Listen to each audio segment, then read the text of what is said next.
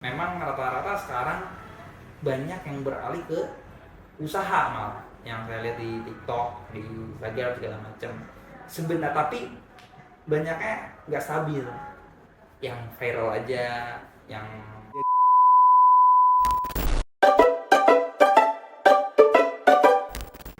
Assalamualaikum warahmatullahi wabarakatuh. Halo teman-teman semua, selamat datang di podcast Jurnalis 1 episode Tell Me Bro. Oke, pada hari ini kita akan review seputar kopi. Karena apa? Karena di setiap tegukan akan membawa cerita-cerita hangat, cerita-cerita menarik tentunya yang akan membawa perjalanan kita menuju perjalanan bisnis kopi lokal di Kota Bogor khususnya.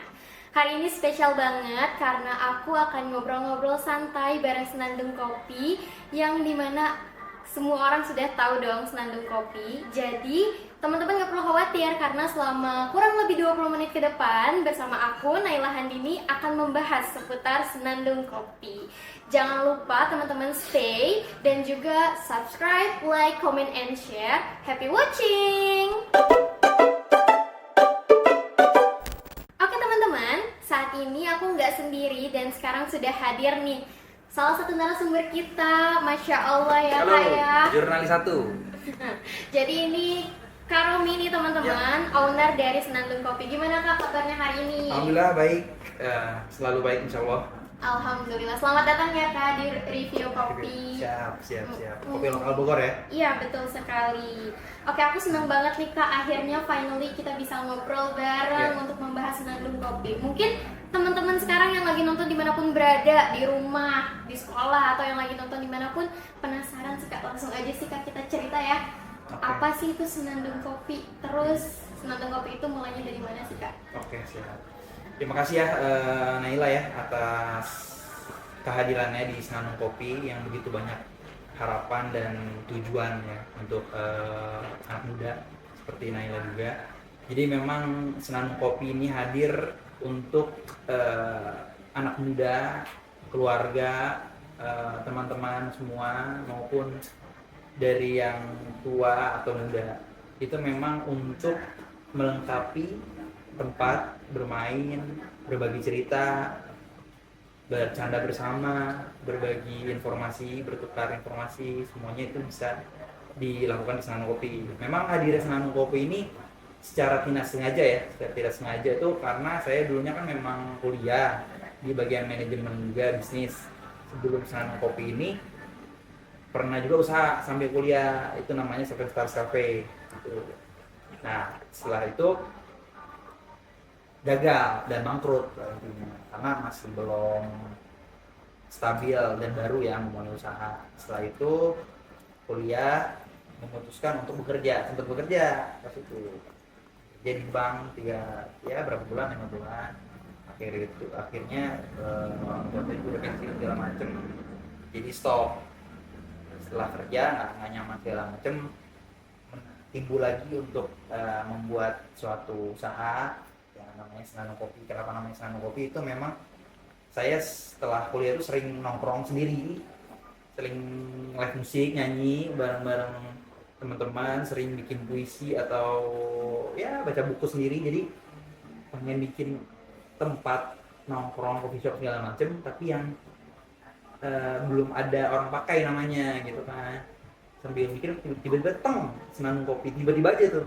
Alhamdulillah pas cek di legal ya di Haki, di intelektual belum ada pakai, langsung kita daftarkan awal Senandung Kopi, tapi ditolak. Jadinya sekarang Senandung Kopi Syahdu, ada syadunya biar mungkin syahdu gitu lah.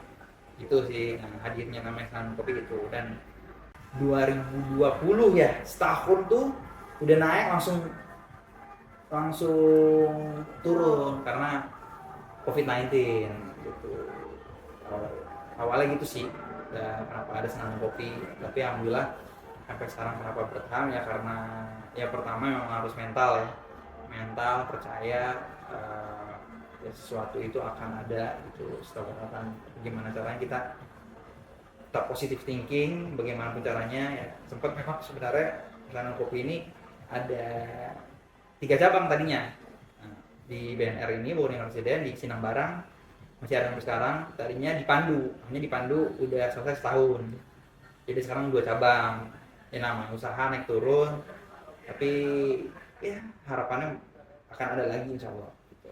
Wah, ngefeel banget sih dari yang tadi disampaikan sama Kak Romi ya tentang nama Senandung itu sendiri. Mungkin teman-teman nggak asing lah ya sama Senandung, gimana kita mikirin feel-nya gitu. Itu nyampe banget sih di aku. Terus juga tadi Kak Romi sempat cerita ya gimana dibangunnya dengan ketidaksengajaan, terus jatuh bangun karena COVID dan lain sebagainya. Itu keren banget, dan sekarang ini masih bertahan 2 cabang yang aktif banget nih Kak.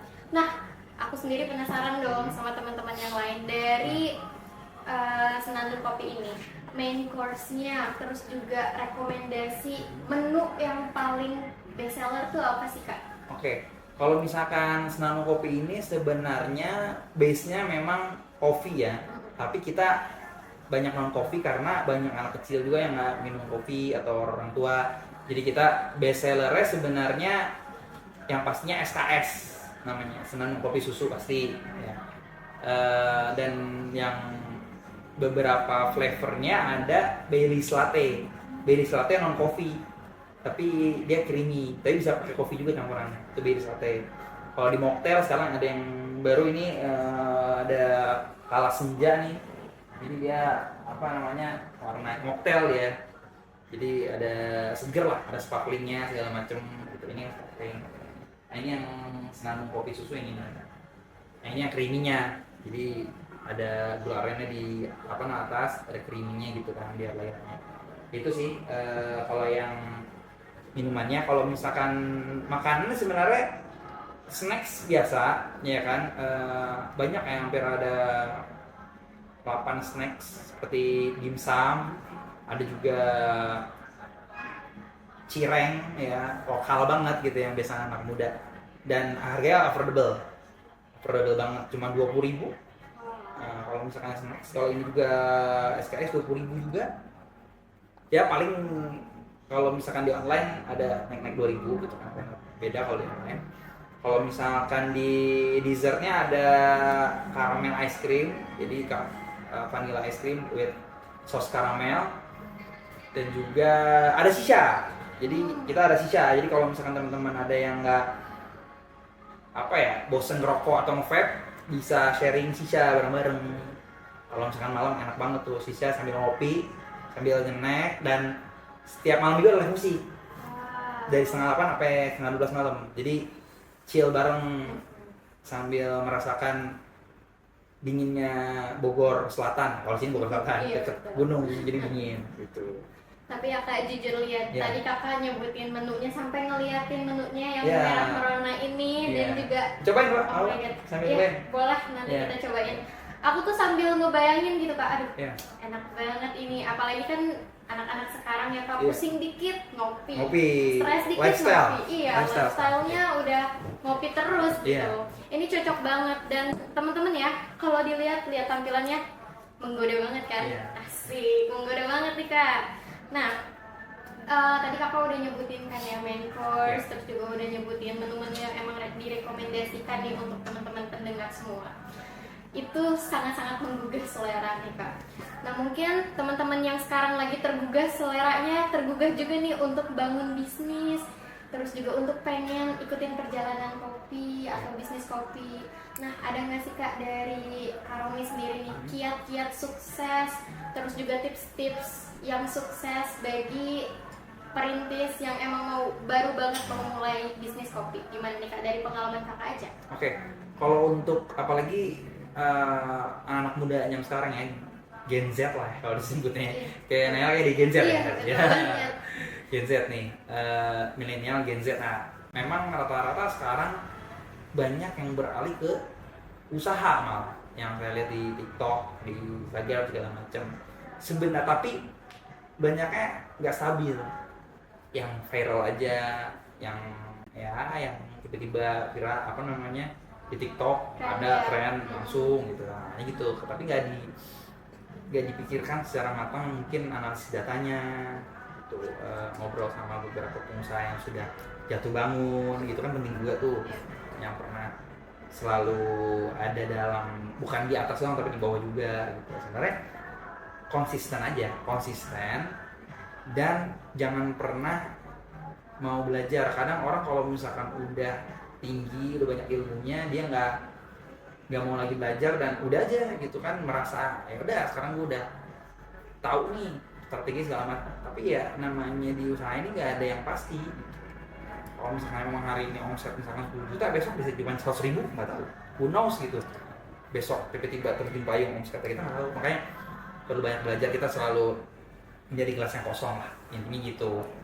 Dan perlu banget ngobrol sama beberapa yang sudah menjalankan usaha. Itu kalau misalkan orang-orang yang baru yang usaha perlu banget, karena di experience itu ada. Kedua, analisis data perlu banget. Dilihat tuh, misalkan kalau mau buka kafe, produk apa aja sih yang fit di market sekarang. Misalkan coffee shop, oke lah, kalau saya di yang udah lifestyle coffee shop. Yang lain apa nih keduanya? Kan mocktail atau milkshake gitu. Nanti dibuat inovasinya lagi. Milkshake apa yang misalkan banana atau apa gitu. Yang ketiga juga mental health sih kalau Gen Z sekarang. Jangan sampai apa-apa tuh curhatnya ke Twitter gitu, bukannya malah semangat atau dimotivasi, malah apa-apa Twitter, apa-apa di Instagram update status ke second akun. Mending mendingnya ya curhatnya ke yang sama-sama pengusaha, sharing gitu. Gimana nih cari solusinya, bukan curhatnya di second akun gitu maksudnya. Ya, lots banget nih teman-teman Gen Z. Iya, yang mau mulai bisnis atau mulai usaha tuh gak cuma di kopi aja ya, kayak di semua bisnis usaha ya, minimal jangan mentalnya harus dijaga dengan baik. Terus juga yang pasti kan kalau Gen Z sekarang ini kreatif ya, kayak kreatif sih, kreatif banget. Dengan memanfaatkan kreativitas tersebut, teman-teman harus bisa memanagenya dengan baik. Betul ya Kak. Aku mau flashback sedikit tadi Kak tentang COVID-19 itu tuh kayaknya di highlight banget kan ya Kak. Betul. Karena kerasa banget gitu jatuh bangunnya. Nah, minum ya? Iya Kak, boleh. Nah, sebagai kakak nih yang pembuat bisnis atau yang menjalankan bisnis tadi, menghadapi COVID-19 itu, COVID-19 itu, gimana sih cara kakak membawa Senandung Kopi ini bisa survive gitu? Oke. Ketika COVID-19 itu semua usaha down sih, kecuali mungkin yang investasi emas atau gimana yang atau kalau menurut saya sih yang kayak di F&B ya ngedown banget, ngaruh banget omsetnya, turun banget. Gimana caranya survive? Sebenarnya lebih ke motivasi diri sendiri. Kalau misalkan kita give up, mau ngapain? Ya selesai gitu. Ya, kerja dulu nggak ada kerja, yang semua juga PHK gitu kan. Mau nggak mau. Nah, cara saya survive benar-benar motivasi diri sendiri dan dari orang tua sih. Sebenarnya kan memang orang tua ini sendiri, ini ibu saya sendiri memang kalau misalkan kita udah selesai ya ibu saya makin sedih gitu, mau ngapain nih ya kan, nggak ada apa. Jadi sampai pada saat itu mesin kopi segala macam dibawa ke rumah. Jadi ini tutup nih, yang benar-benar yang nggak boleh tuh dibawa ke rumah. Jadi online itu ojek, Grab, Shopee ke rumah ngambil botolan saya buat sendiri pada saat. Jadi ada produk kita yang botolan itu yang 500 ml 1 liter 250 ml itu hadir saat COVID. Semua sih ya, banyak coffee shop juga gitu. Tapi emang literally hadir saat COVID-19 sampai sekarang, dan bagus gitu penjualannya gitu sampai sekarang tuh. Jadi saya buat sendiri dulu di rumah, saya ambil tuh mesin kopi segala macem, karena udah nggak ada karyawan segala macem, nggak boleh makan di tempat. Nah itu berkat motivasi sendiri. Ya, mungkin karena saya beragama Islam, jadi memang saya harus di balance ya, kehidupan dan agama tuh benar-benar balance sih sama-sama. Jadi kita ketika pasrah ya nggak bisa 100% ke manusia, harus ke sama kalau saya muslim sama Allah Subhanahu wa taala. Wah, itu Gitu. salut banget sih Kak. Dari yang coba-coba yang tadi sampai sekarang mungkinnya produknya bisa berkembang sampai sekarang. Betul. Jadi kita bisa ambil positifnya ya, Les. Iya, iya. Jadi kayak ketika kita ada di bawah mungkin nggak semuanya tuh negatif gitu. Iya. Ada positifnya kita bisa bangun inovasi lagi, Benar. ada positifnya kita bisa menciptakan hal baru lagi. Itu keren banget sih Kak. Nah, yang terakhir nih Kak. Iya. Ada nggak sih Kak harapan kedepannya Senandung Kopi ini kayak gimana? Pastinya kan harapannya besar banget. Betul. Ya Kak ya. Jadi harapan yang memang Kakak mau bawa Senandung Kopi ini kayak gimana? Harapannya sih memang ya 5 tahun ini sangat amat ujiannya tinggi banget karena banyak persaingan juga. Terus juga sangat ini makin sayang, makin kuat karena apa yang kita pernah coba itu belajar dari sebuah pelajaran kesalahan yang kemarin. Selalu begitu sih teman-teman semua tim ya, Senandung tim ini. Harap pasti ingin membuka cabang tapi tidak terburu-buru karena kita kan bermitra dengan beberapa customer dan beberapa orang nantinya gitu, maupun di Jabodetabek nantinya, harapan itu pasti. Tapi memang konsepnya ada yang mungkin take away, ada yang mungkin dine in, ya kan? Ada yang mungkin gabung di hotel atau gimana, itu memang sudah diharapkan. Hanya memang pelan-pelan kita masih di Bogor dan melihat marketnya yang bagaimana kondisi globalnya, karena sekarang juga pada saat ini kondisi global masih turun karena Donald Trump, ya kan, dolarnya naik itu anjlok. Jadi kita harus melihat kondisi global juga, nggak boleh cuma lihat Bogor Indonesia. Kita harus karena konsumen ini ngaruh untuk daya belinya ketika ketika global ini benar-benar lagi jatuh ke konsumen, ngaruh banget. Oke, setelah itu